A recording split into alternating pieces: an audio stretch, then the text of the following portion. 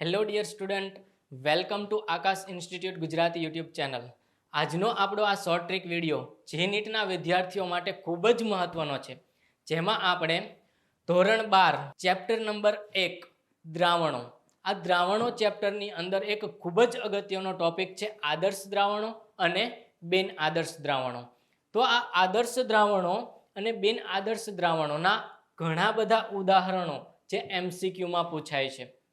તો આ બધા MCQને આપણે ઝડપથી સરળતાથી કઈ રીતે સોલ્વ કરી શકીએ, તો એના માટે હું તમને આજે ખૂબ જ સરળ શોર્ટ ટ્રીક શીખવવાનો છું. તો આ આદર્શ દ્રાવણ, બિન આદર્શ દ્રાવણ, આ ટોપિકમાંથી કેવા પ્રકારના MCQ પૂછવામાં આવે છે, જેમ કે 4 ઓપ્શન આપવામાં આવે, નીચેનામાંથી કયું આદર્શ દ્રાવણનું ઉદાહરણ છે, અથવા તો નીચેનામાંથી કયું બિન આદર્શ દ્રાવણનું ઉદાહરણ છે. બિન આદર્શ દ્રાવણના ઉદાહરણમાં 2 પ્રકારના વિચલન જોવા મળે, ધન વિચલન અને ઋણ વિચલન. તો એમાં કયું ધન વિચલન ધરાવતું દ્રાવણ છે, કયું ઋણ વિચલન ધરાવતું દ્રાવણ છે, અથવા તો કયું ધન વિચલન નથી દર્શાવતું અથવા કયું ઋણ વિચલન નથી દર્શાવતું. તો આવા બધા જ્યારે MCQ આવે ત્યારે વિદ્યાર્થીઓ ખૂબ જ મૂંઝવણમાં મુકાય છે કે આ MCQ કઈ રીતે સોલ્વ કરવા. શું એના માટે આ બધા જ ઉદાહરણો આપણે યાદ રાખવાના થશે?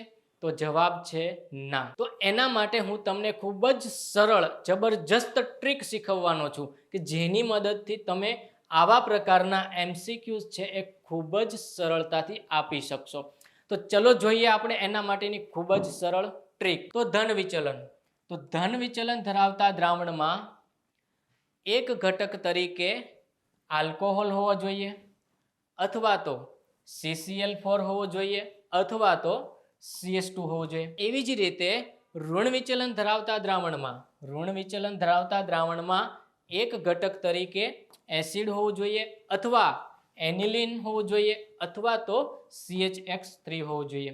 તો ચલો આપણે એને ચેક કરીએ. ઋણ વિચલનમાં એસિડ, એનિલિન અથવા તો CHX3. તો ઋણ વિચલન ધરાવતા દ્રાવણમાં જોઈએ આપણે HCl એટલે કે એસિડ, ઋણ વિચલન, HNO3 એસિડ, ઋણ વિચલન. જો એસિડ ના હોય તો એનિલિન. ચલો આ એનિલિન માટે ઋણ વિચલન, એનિલિન માટે ઋણ વિચલન. જો એનિલિન પણ ના હોય તો CHCl3, તો CHCl3 માટે ઋણ વિચલન ધરાવે. તો એવી જ રીતે ધન વિચલન માટે આપણે જોઈએ.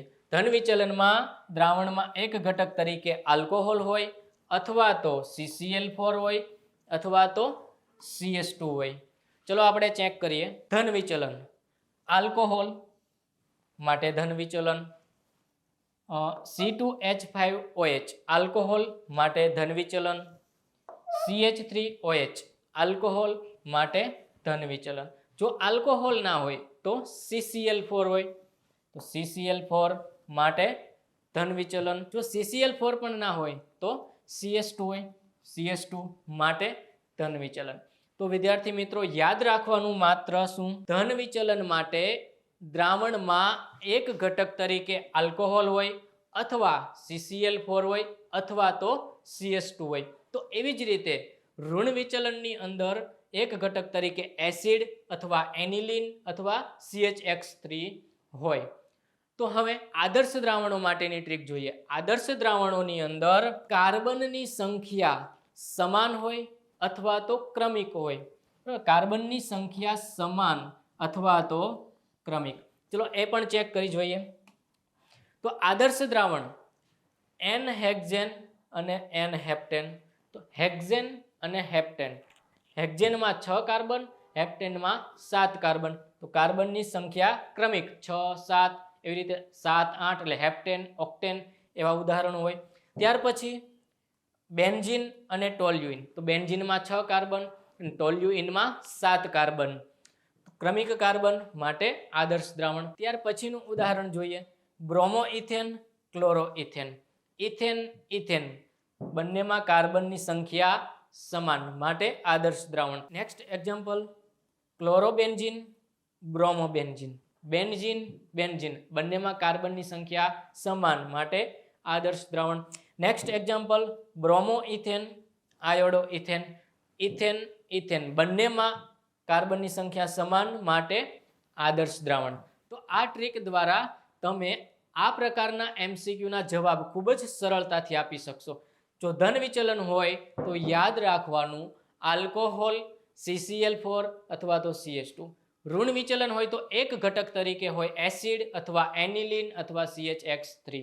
આદર્શ દ્રાવણમાં ક્રમિક કાર્બન અથવા તો સમાન કાર્બન હોય. તો થઈ ગયું ને સરળ. તો આવા જ MCQ બધા જ વિદ્યાર્થીઓ માટે સરળ બનાવવા માટે તમારે શું કરવાનું છે? આ વિડીયોને વધુને વધુ મિત્રો સાથે શેર કરવાનો છે. આવા ઘણા બધા ટ્રીક લઈને આ જ ચેનલ ઉપર આવતો રહીશ. પણ હવે 2 ઉદાહરણોના જવાબ તમારે મને કમેન્ટ બોક્સની અંદર આપવાના છે. એક ઉદાહરણ છે ઇથેનોલ અને ટોલ્યુઇન અને બીજું ઉદાહરણ છે ઇથર અને ક્લોરોફોર્મ. તો આ બંને ઉદાહરણો કેવા પ્રકારના દ્રાવણો છે? આદર્શ દ્રાવણ છે કે બિન આદર્શ દ્રાવણ? જો બિન આદર્શ દ્રાવણ હોય તો કેવા પ્રકારનું વિચલન દર્શાવે છે એ તમારે કમેન્ટ બોક્સની અંદર જણાવવાનું છે. નેક્સ્ટ વિડીયોમાં મળીશું નવી ટ્રીક સાથે. Thank you.